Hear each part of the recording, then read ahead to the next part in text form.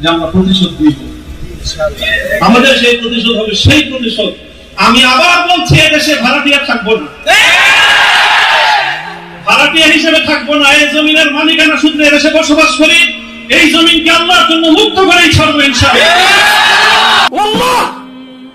ভাস্কর্য বিরোধী আন্দোলন এটা তাওহীদ এবং শিরকের আন্দোলন, শিরকের সংঘাত ছিল। ভাস্কর্যের পক্ষে যারা ছিলেন তারা শিরকের পক্ষে ছিলেন, ভাস্কর্যের বিপক্ষে যারা ছিলেন তারা তাওহীদের ঝান্ডা সমুন্নত। আবারও গ্রেফতার হতে যাচ্ছে আল্লামা মামুনুল হক। হ্যাঁ দর্শক, ঠিকই শুনতে পাচ্ছেন, আল্লামা মামুনুল হক হুজুর তিনি যে মামলায় গ্রেফতার হয়েছিলেন সেই কাজগুলো একই রকম কাজ আবারও করতেছেন তিনি। সেই কাজটা কি? সেই কাজটা হচ্ছে মূর্তি বিরোধী আন্দোলন। সেই মূর্তি বিরোধী আন্দোলন আবার তিনি করতেছেন। তিনি এরকম বলেছেন যে আমরা প্রতিশোধ নিয়েই ছাড়বো। চলেন আপনাদের স্ক্রিনের মাধ্যমে আগে পুরো ভিডিও ক্লিপটি দেখাই। পুরো ভিডিও ক্লিপটি দেখার পর বেশি শেয়ার করে দিবেন, ওই সমস্ত মানুষদের কাছে পৌঁছে দিবেন যারা আল্লামা মামুনুল হক হুজুরের বক্তব্য সহ্য করতে পারে না। তারা শিরকের পক্ষে ছিলেন, ভাস্কর্যের বিপক্ষে যারা ছিলেন তারা তাওহীদের ঝান্ডা সমুন্নত। ইতিহাস আপনাদেরকে ক্ষমা করবে না। ভাস্কর্য নামে জাতীয় পর্যায়ে মূর্তি তৈরি হবে কি হবে না এই বিষয়ে যখন বিতর্ক, তখন আপনারা সেই বিতর্কের মঞ্চে ডিজিটাল ছবি তোলাটা কতটা বড় অপরাধ, কতটা বড় অন্যায়, কত বড় গুনাহ সেই মাসলা নিয়ে আসলেন। খুঁটে এই জায়গায় আমরা তখনও বলেছি, আজও বলি, ভবিষ্যতেও বলবো, ভাস্কর্য এটা বঙ্গবন্ধু শেখ মুজিবুর রহমান সাহেবের, শহীদ প্রেসিডেন্ট জিয়াউর রহমান সাহেবের, সেটার আমরা কোনো পার্থক্য করি নাই।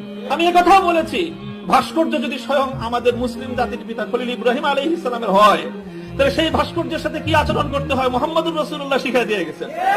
কথা হৃদয়ে রক্তক্ষরণের একটা কথা। সেটা যদি আমার বাবার দ্বারাও সেই ভুলটা হতো আমি বলতাম। সেই ভুলটা যদি এখন আমার অভিভাবক মাহফুজ সাহেব যদি সেই ভুল করেন সেটাও আমি বলবো। সেই ভুল যদি আমিও করি, আমাকেও যেন আল্লাহ পাক সেই ভুলটা অনুভূতি দান করেন। আপনারা যদি ভাস্কর্যের বিরোধিতা করতে ভয় পান, তাহলে আমি আপনাকে দোষারোপ করব না। তবে ভাস্কর্য নামক এই সকল শিরকি সংস্কৃতির বিরুদ্ধে যারা কথা বলবে, তাদের প্রতিপক্ষ হয়ে মাঠে গিয়ে এই ধরনের বিতর্কিত মাসলা উত্থাপন করে জালিমের এবং যারা মূর্তি পূজারীদের দোসর, তাদের অবস্থানকে সংহত করবেন। আমি জানি না, যদি বুঝে করে থাকেন গফরাল্লাহু লাকুম, আল্লাহ আপনাদেরকে মাফ করুন। আপনি যদি বুঝে শুনে করে থাকেন আখাফু আলাইকুমুশ শিরক, না বুঝে করে থাকেন, সেটাই আমার ধারণা যে আপনারা অনেক বড় বড় আলেম, রাজনৈতিক প্রজ্ঞা আপনাদের কিছুটা ঘাটতি থেকে থাকতে পারে এই ক্ষেত্রে অন্তত। কাজেই এই জায়গাটায় বিলম্ব হলে আপনারা কথা বলেন, ইতিহাস আপনাদেরকে ক্ষমা করবে না। মনে রাখেন না যে আমরা হেফাজতে ইসলামের কিছু নওজওয়ান আলেম এবার যেটা করছে, সরকার একটা ভালো বুদ্ধির কাজ করছে। শাইখুল হাদিসের মতো, মুফতি আমিনী সাহেবদের মতো বৃদ্ধ মানুষদেরকে তারা আটকায় জাতির কাছে তারা একটা বিশেষ বড় ধরনের একটা আসামির কাঠগড়ায় দাঁড়ায় গেছিল।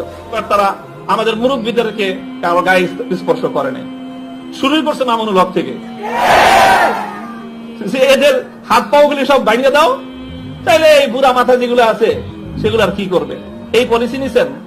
তো কাজেই যেটা করেছেন সেটা হলো, আবারও বলছি, যে এই ধরনের যখন তাওহীদ এবং শিরকের লড়াই হয়ে দাঁড়াবে, আল্লাহ ভাস্কর্য বিরোধী আন্দোলন এটা তাওহীদ এবং শিরকের আন্দোলন, শিরকের সংঘাত ছিল। ভাস্কর্যের পক্ষে যারা ছিলেন তারা শিরকের পক্ষে ছিলেন, ভাস্কর্যের বিপক্ষে যারা ছিলেন তারা তাওহীদের ঝান্ডা সমুন্নত।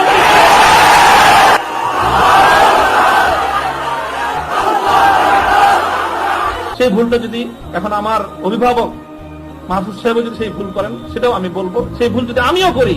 আপনারা পুরো ভিডিও ক্লিপটি দেখলেন এবং আল্লামা মামুনুল হুজুরের গর্জনগুলো শুনতে পারলেন। দেখেন, আল্লামা মামুনুল হুজুরকে দীর্ঘ 3টা বছর মিথ্যা মামলায় তাকে কারাগারে রেখেছিল। তো যেভাবে হোক আল্লামা মামুনুল হুজুর তিনি মুক্তি পেয়ে বের হয়ে আসেন। অনেক মানুষ বলেছে যে তিনি